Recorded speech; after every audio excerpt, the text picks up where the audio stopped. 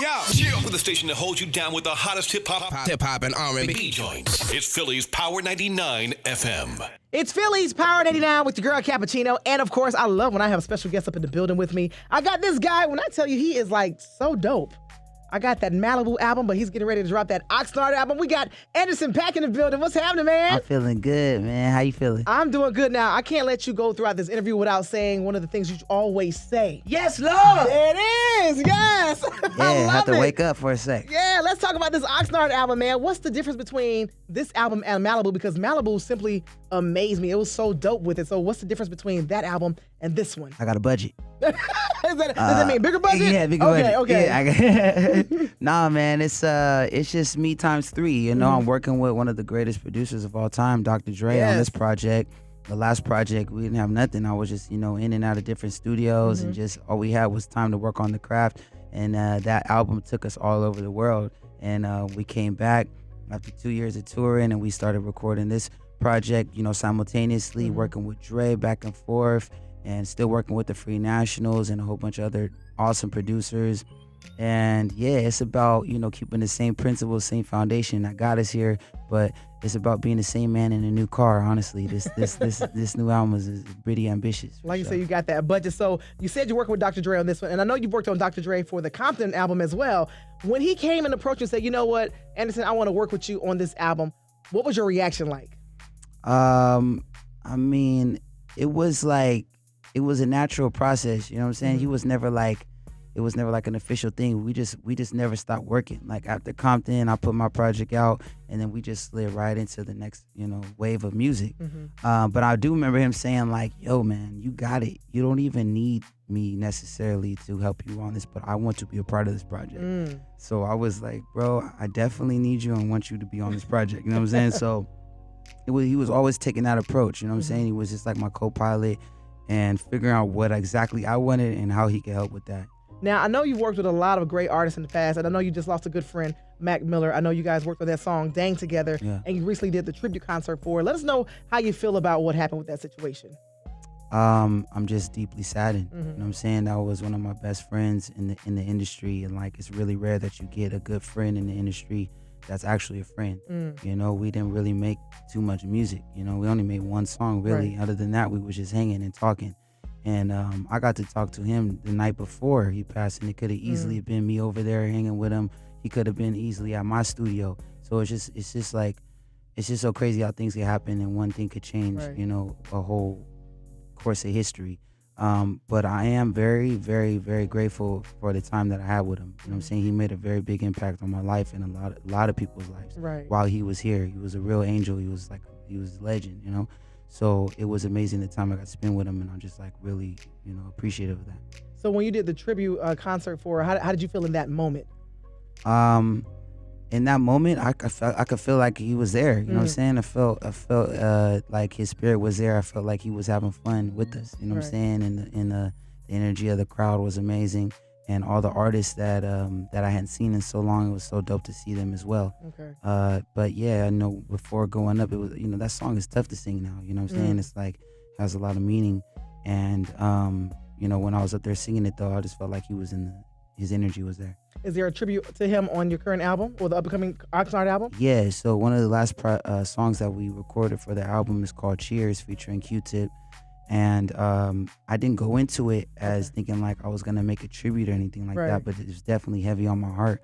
And we were just working, me, Dre, and Q-Tip were working on stuff, and I finally had got Q-Tip to come in and work with Dre, and that was just an amazing experience to see them work. And they started working on the production, and I just started writing, and it just came out naturally. Like that. Yeah. Yeah. I like that. Now, also, let's talk more about the Oxnard album too, because I know you have the current single with Kendrick Lamar, that Tense. Let us know, first of all, the visual. When I saw the video, I was like, yo, this visual is deep. Explain the song and the visuals behind Tense, man. You got to tell us about that. Okay, Tense is really, man, it's just about, seeing it before it happens. Sometimes you want to see them, but you can't have them see you. You know what I'm saying? And it's not just like about tints on your car, but, just tints over your eyes and stuff. Sometimes you don't want them to know that they foolish. You know what I'm saying? So it's like, keeping your radars up and making sure, you're not out here with your pants down. You know what I'm saying? And I can relate to it, but I know Kendrick can super relate to it. I know Dre, I know a lot of these people that I've been on the road with can super relate to it. So we just wanted to, create something like that. Also, too, when I first got my car, everybody was pulling up. Like, the first thing they said was not congratulations or, oh, man, I'm so happy for you. It was like, bro, you need tents.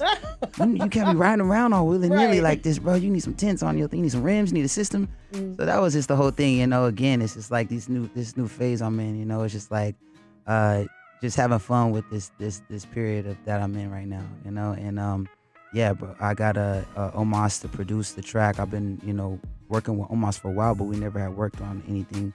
And Omas was, working with, of course, Frank Ocean, and was a big inspiration with Sarah.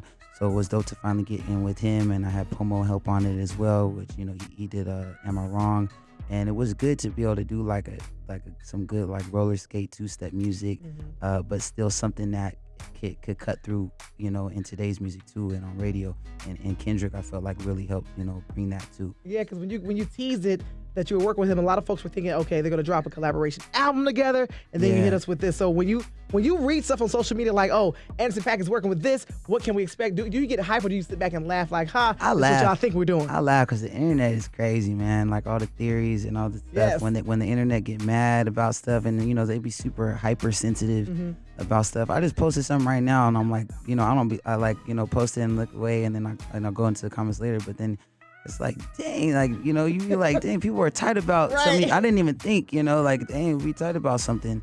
And they be jumping to conclusions. So I just chill and just let people, as long as they talking, I'm happy. Hello. Yeah. I always say, as long as you're talking about me, I know I will never be forgotten. Exactly. That's what I love to say. So as far as Oxnard, when can we expect the album to be out? Oxnard drops November 16th. Okay. It's right around the corner. What is it, 9-10 days away? Yeah. My baby about to be out in the world. It's not going to belong to just me anymore. We can't be mixing it and doing all kinds of stuff. It's going to be out there for y'all to enjoy, and I know you're going to enjoy it.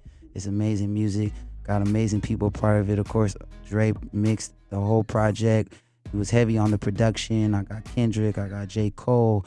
I got Q-Tip. I got Pusha T. I got Snoop Dogg. I got new artists like Artful Dodger and Coco Sarai and Kadia Bonet, Norel. Was it hard for you BJ to Chicago Kid. Was it hard for you to figure out who you wanted to work with for this album?